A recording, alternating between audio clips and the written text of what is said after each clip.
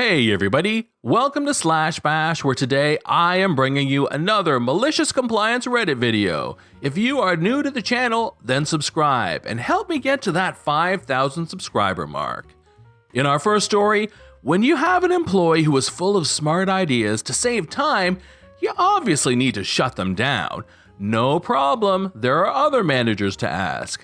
Let's jump right in. This was about 4 years ago. I worked at a management company in the accounting department.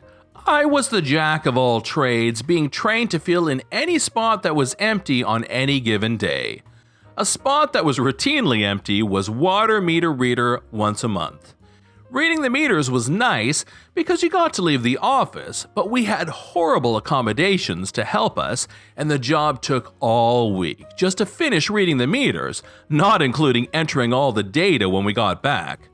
After 2 months, I realized we could speed up the process if we used iPads instead of paper. It allows us to carry more information with us while losing less during the process. It would eliminate second trips to double-check numbers in the field instead of waiting 3 days until we could get back to the office and log on to the computer. This company had 4 owners and each managed a different department. Karen ran the accounting department. Karen was, as the name suggests, a manager Karen. The other 3 departments were run by Mary, Susan, and Amy. I brought up my idea to Karen, and she shoots it down. She tells me, it won't work. We've never done it like that, and besides, you need 3 managers to approve your request anyway. Now, typically, requests went to your department head, and then she would take them to the other managers for further approval, but Karen decided to shut me down from the get, all because she didn't think of it herself. Whatever. I went to Susan first because Susan loved me. I laid out my plan to get approval for the iPad. Susan thought it was a fantastic idea, but didn't want to come against Karen. Still, she said if I got the other 2 on board, she'd 100% have my back. Mary was next. Mary was the one I had to sign out the iPad from anyway. I explained how I had already made sure no one else had requested the iPad for those days, and how this would save the company time and therefore money. Mary was hooked. Amy was last. I wasn't sure how to approach Amy with the plan. I was careful, only giving away the information I absolutely needed to in order to find out how to get her approval. Amy asked if Karen approved. When I said no, Amy immediately said yes. I hadn't realized Amy was sick of Karen and would pretty much say anything to piss her off. Now that I had 3 out of 4 approvals, I took the iPad with me on the next meter reading, conveniently forgetting to mention to Karen what I had done. When we cut down our week of work to 3 days, Karen asked how we finished so quickly. That's when I showed her and the other 3 managers how well the iPad idea worked. Karen still tried to veto me, but the other 3 managers essentially told her that my idea was being implemented on a permanent basis and she was just going to have to deal with it. The next month, I realized the largest property we had to do readings for had a golf cart for general workers' use. I again approached Karen with the idea of getting approval to use the golf cart and cut down our 3 days down to 2, along with allowing us to bring water throughout the property and not dealing with dehydration and overheating. Karen repeated what she said the first time. I would need 3 managers' approval and I didn't have hers. So I went round again doing the same thing. Susan and Amy were on board immediately, but Mary didn't want to come around this time. Mary said I would need approval from the board of directors for the property to use the golf cart. Lucky me, I knew the board because every time we read meters, they came out to chat with us. During our next meter reading, I played up the heat and the walking, mentioning how nice it would be to be able to drive our vehicles, but knowing it would tear up the grass. One particularly loud board member, nicknamed Red for her hair, made a big stink and got me approval by that night. Mary approved the use of the golf cart the next day, and in 2 hours we were done what normally took us all day. Going back early pissed off Karen again because I didn't follow company protocol with my ideas. She insisted that had I simply persevered, she would have taken my ideas to the others eventually. She actually said eventually. Meanwhile, it only took me 3 months to reduce a job from a week's worth of work minimum to 4 days maximum. The other managers have set up a permanent schedule for the current water meter readings, and I now have a new job where my boss actually listens to my ideas.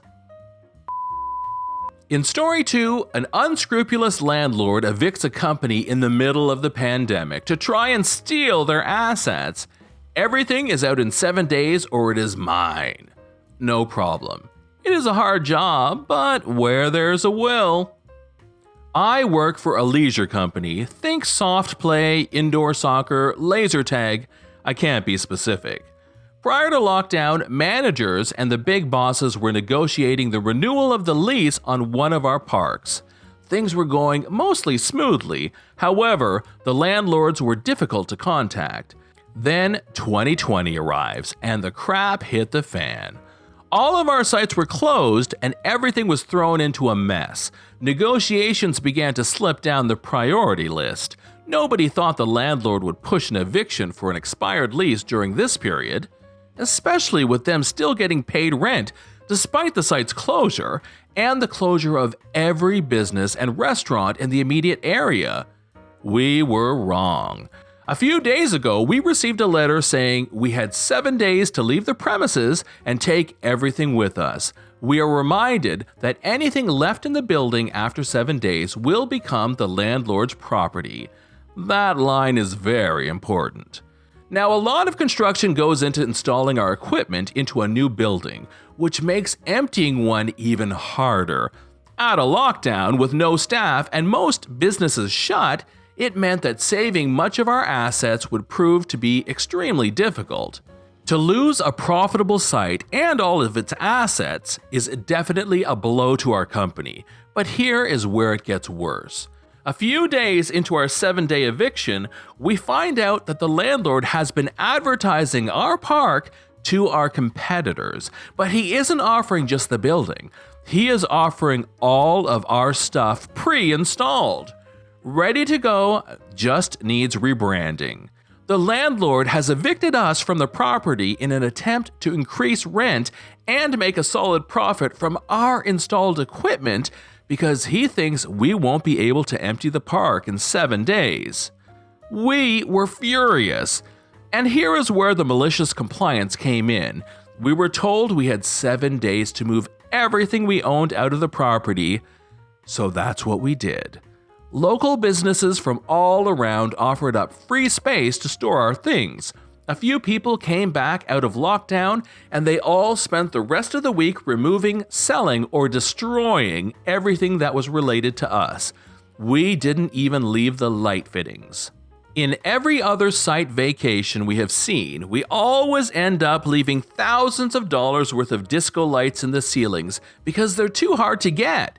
We leave most of the construction in, as well as things like the bars and kitchens that all stay intact, recognizable as what they once were. But not in this building.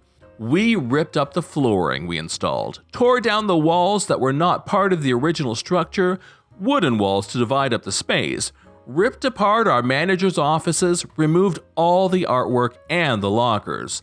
Now, every new deal the landlord has been making is dead in the water, and he has a large renovation bill to install new flooring, etc., or the problem of finding a company willing to do it themselves like we were. Lockdown has been extended another 4 weeks, so he has at least another 4 weeks without rent, which we were paying, and he won't have any potential buyers. Silver lining is, the assets we got out of the site, fridges, TVs, equipment, food, tables, have all been sold, and the lack of rent and additional income has helped the business and paid staff wages. And here's the update. Hi everyone, I'm so sorry for how long an update has taken. I was waiting for things to unfold. Here is what happened next. We handed in the keys, and it was probably the quickest handover we've ever had. The landlord clearly didn't want to have any kind of conversation. There was definitely an elephant in the room, but he said nothing about the lack of our equipment on site. Complications did arise when we went to get back various deposits, but he had no case to withhold the deposits from us. The building was in excellent shape. We had conducted much of the maintenance work ourselves, so the building was in a significantly better condition than we found it. We also cleaned up 99% of the rubbish and dirt from our demolition crusade, so he couldn't even bill us for cleaning. A very minor bit of pressing from our legal team meant that we received everything owed to us back in full. The building is still vacant, and as of yet, we don't know of any potential buyers. At this moment in time, our company is still standing. Despite the pandemic, closures, and lack of business, our staff are all still employed and doing well. This is John from Slashbash. Thanks for watching. If you've enjoyed the video and want to see more of them, then please smash that subscribe button. We'd love for you to drop a like, share it with your friends, and we will see you in the next one.